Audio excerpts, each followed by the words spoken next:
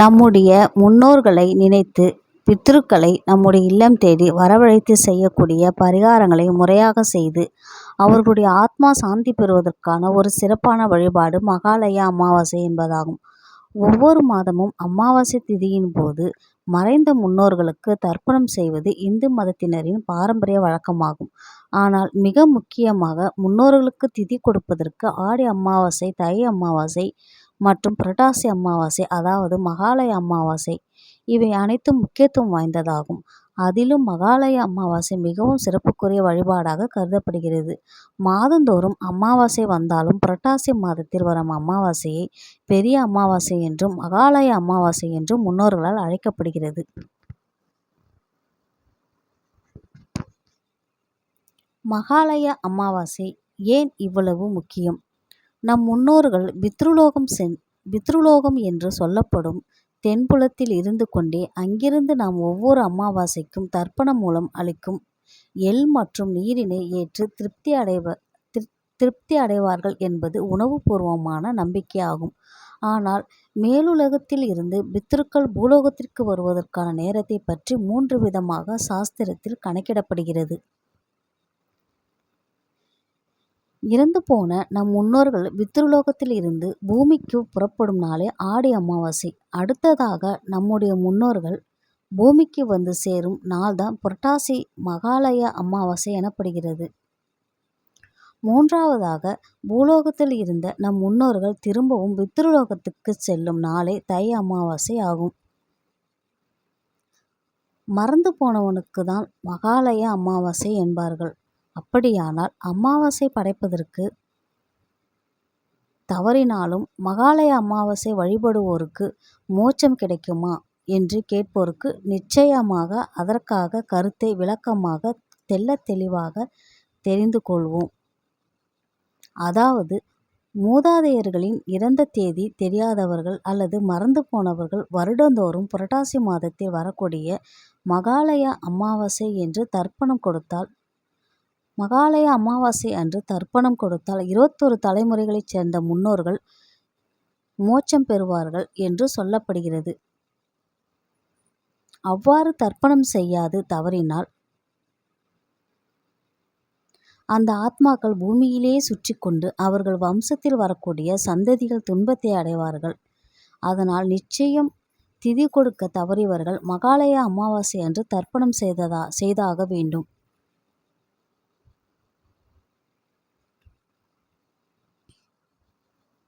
மகாலய அமாவாசையின் சிறப்பை எடுத்து கூறும் கர்ணனின் வரலாறு.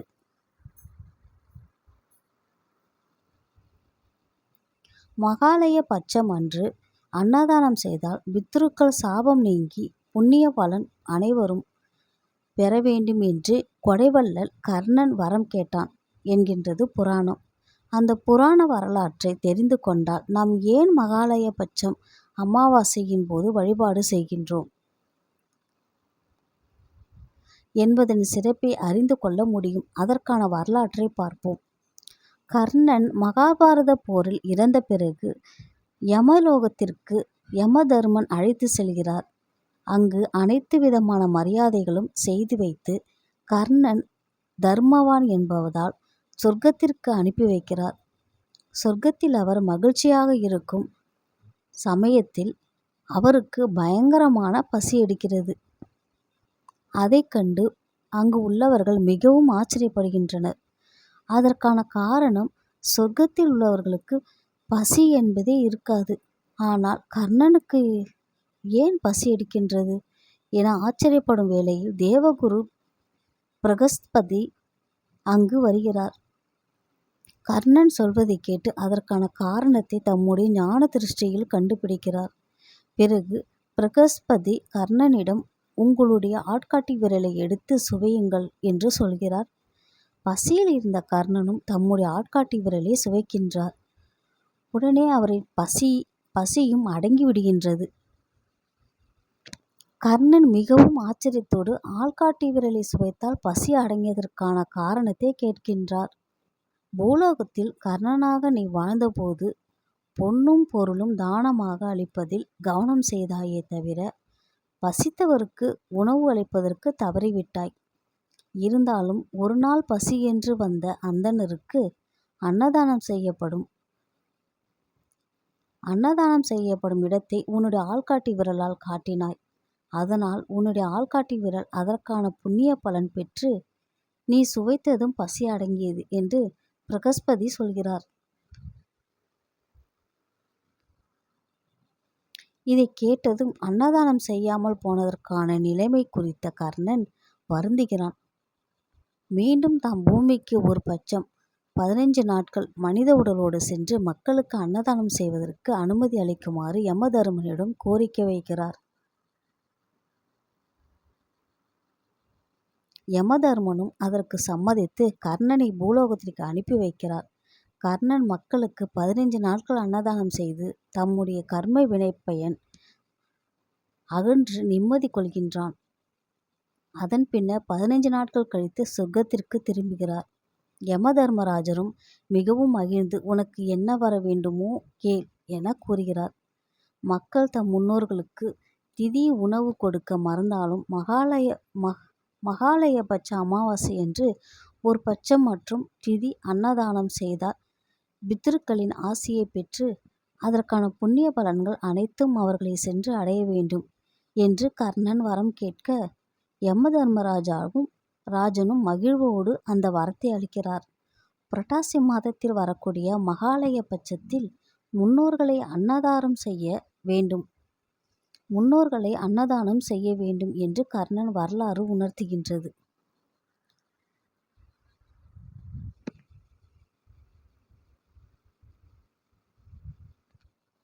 மகாலய அமாவாசை பற்றிய சிறப்புகள். வருடந்தோறும் வரக்கூடிய 12 அமாவாசை திதிகளில் மிகவும் முக்கியமானது மகாலய அமாவாசை. மகாலய பட்சம் என்பது ஆவணி மாதம் பௌர்ணமி தினத்திற்கு பிறகு அமாவாசைக்கு முன்பு வரை காண 15 நாட்களை குறிக்கின்றது. இந்த 15 நாட்களும் பித்ருக்களை நினைத்து வணங்கி வழிபாடு செய்வது நம் வழக்கமாகும். இந்த 15 நாட்களும் முன்னோர்கள் பித்ருலோகத்திலிருந்து பூலோகம் வந்து நம்முடன் தங்குவதாக ஐதீகம்.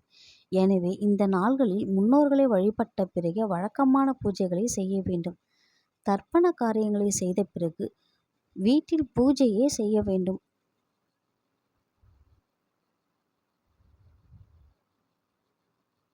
நம் முன்னோர்கள் நம்மோடு இருக்கும் இந்த நாட்களில் நாம் அவர்களை நினைத்து வழிபடுவதைக் கண்டு அவர்கள் மகிழ்ந்து நமக்கு நல்லாசி வழங்குவார்கள் என்பது நம்பிக்கை. எனவே மகா புண்ணிய காலமான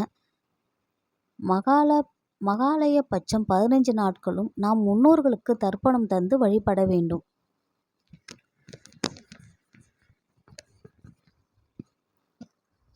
மகாலய பட்சத்தில் தவிர்க்க வேண்டியவை.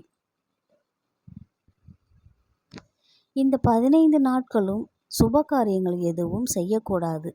முன்னோர் வழிபாடுகளை செய்து முடித்த பின்புதான் கோலம் போடவும், விளக்கு ஏற்றவும், வழக்கமான கடமைகளை செய்யவும் வேண்டும். மகாலய பட்சம் 15 நாட்களும் உணவில்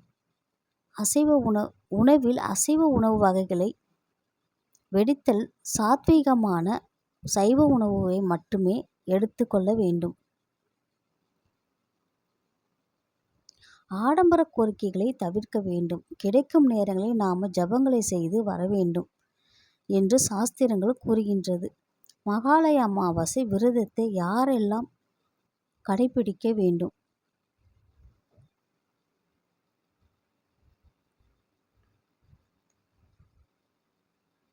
தந்தை இல்லாத அனைவரும் இந்த அமாவாசை வழிபாட்டை மேற்கொள்ள வேண்டும். எனவே அவரவர் குடும்ப பழக்க வழக்கத்துப்படி இந்த வழிபாட்டை செய்ய வேண்டும்.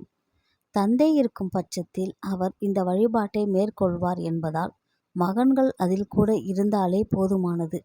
நாம் நேரடி பித்ருக்களுக்கு என்ன பிடிக்குமோ அதை சமைத்து படையலிட வேண்டும். இந்த நாளில் காக்கைக்கு அன்னம் இட்ட பிறகே உணவு உட்கொள்வது வழக்கம். சிறப்புகள் நிறைந்த மகாலய அமாவாசையில் செய்ய வேண்டியவை.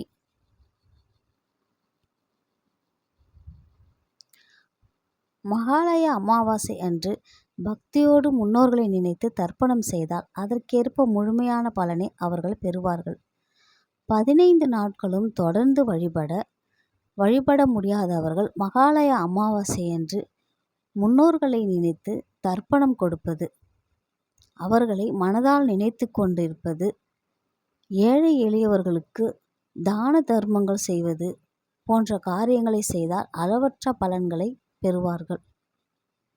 அனைத்து தானத்திலும் மிகவும் சிறந்த தானம் மகாலய தானமாகும். இந்த புண்ணிய நாளில் அன்னதானம் மற்றும் வஸ்திர தானம் என ஏழைகளுக்கு தானம் செய்வது மிகவும் சிறப்பானது. மகாலய பட்சம் அன்று பசுமாட்டிற்கு அகத்திக்கீரை கொடுப்பது பித்ரு தோஷம் நீங்கி சந்ததிகள் வளமோடு வாழ்வார்கள் என்பதால் மகாலய அமாவாசையை மனதால் உணர்ந்து வழிபாடு செய்ய வேண்டும்.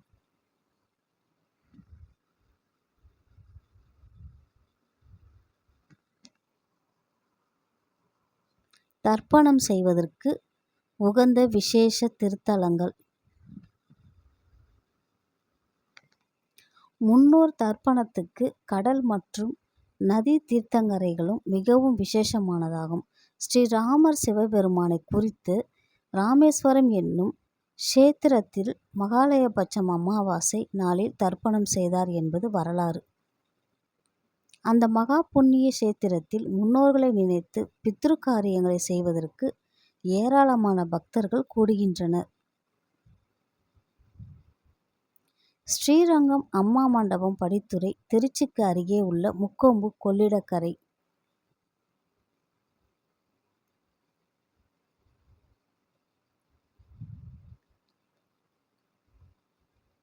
திருநெல்வேலி அருகே உள்ள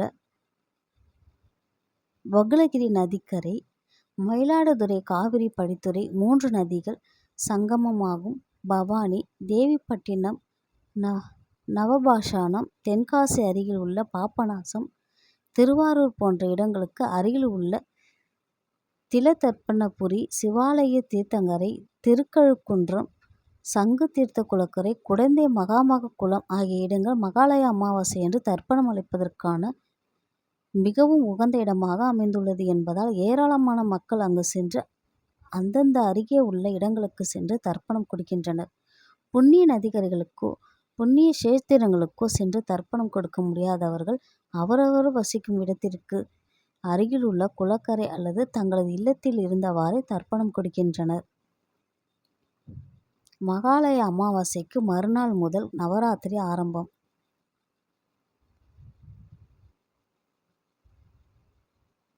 கோவில் விசேஷங்கள். திருமலையில் பிரம்மோற்சவம் இந்த தருணத்தில் தொடங்குகின்றது.